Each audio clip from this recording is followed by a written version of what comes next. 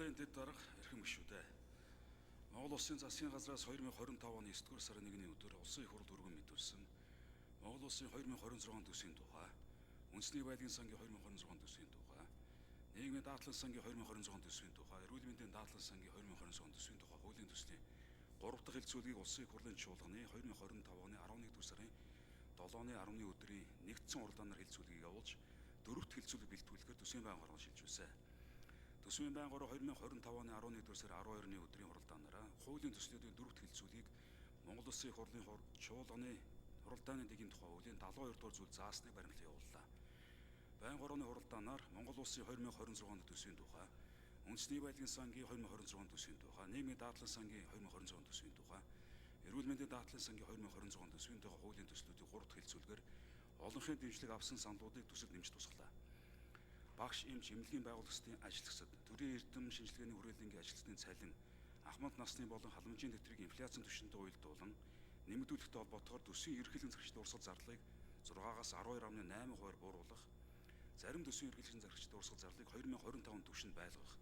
дэвшиж болох зарлуудыг хойшлуулах зэрэг өөрчлөлтүүдийг тусгасан болно. Монгол Улсын төсвийн хөрөнгө оруулалтаа санхүүжих, хөрөнгө оруулалтын зарим төслүүдийг хасах, 2026 дуусах хөрөнгө оруулалт төсөл арга хэмжээний санхүүжилтийг бууруулахгүй байх зарчмыг баримталсан бөгөөд 2027 он болон дараа онуудад шийдэх төслүүдийн санхүүжилтийг тодорхойгоор бууруулах, улсын хөгжлийн жилийн төлөвлөлт уялдаагүй хөрөнгө оруулалтын зарим төслүүдийг хасах, зарим салбарын төлөнд хөрөнгөний зарлыг 50% бууруулахаар тусгалаа. Дээрх өөрчлөлтүүдийг төсвийн төсөлд тусгаснаар Монгол Улсын 2026 онд нэгдсэн төсвийн нийт тэнцвэржүүлсэн орлогыг 30 их 80-930 тэрбум төгрөг, буюу дотоодын бүтээгдэхүүний 31.2%, нийт зарлыг 32 их 80-980 тэрбум төгрөг буюу дотоодын бүтээгдэхүүний 32.2%, нэгдсэн төсвийн нийт тэнцвэржүүлсэн тэнцлийн алдагдлыг хасах 1 их 80-0.50 тэрбум буюу дотоодын нийт бүтээгдэхүүний хасах 1%-тай тэнцүү байхаар тооцлоо. Байнга орооны хуралдаанаар хуулийн төслийн 3 дахь хэлцүүлгийг хийх үед улсын их хурлын гишүүдээс Монгол Улсын их хурлын чуулганы хуралдааны дэгийн тухай хуулийн 72 дугаар зүйлийн 72-ийн 1 дахь хэсэг заасны дагуу хөрөнгө оруулалтын төсөл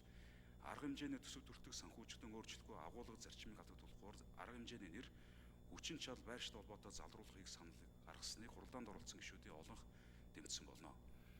Монгол Улсын 2026 төсвийн тухай, үндэсний байдлын сангийн 2026 төсвийн тухай, нийгмийн даатгалын сангийн 2026 төсвийн тухай, эрүүл мэндийн даатгалын сангийн 2026 төсвийн тухай хуулийн төслүүдийн эцсийн хуулийг тавханд өргүүлсэн болно. Улсын их хурлын эрхэм гишүүдээ. Монгол Улсын 2026 оны төсвийн тухай,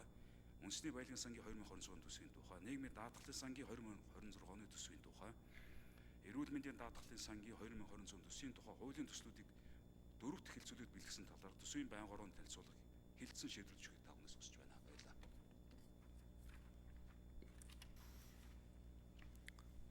За, ажлын